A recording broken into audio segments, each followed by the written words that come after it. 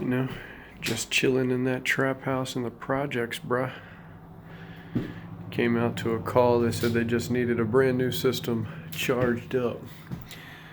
No vents or anything in here yet. No ductwork that I've seen. Got some flooring. That's a plus. This is a shit show, boys. Check this out.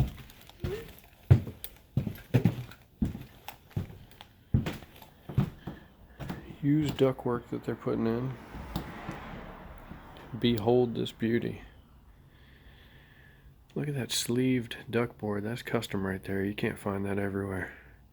And that sweet supply, 90% York furnace, micro channel straight AC outside. Look at those line sets. That's, like I said, guys, you got to work hard to get stuff like this. But it looks like they use plumbing solder out here. Because I'm sure as shit that's not Stay Bright. I'm just going to go out on a limb. Could be wrong, but I'm pretty sure I'm right. But yeah, don't know where the drain's going. Yeah, this is the definition of dumpster fire, son. Look at this shit.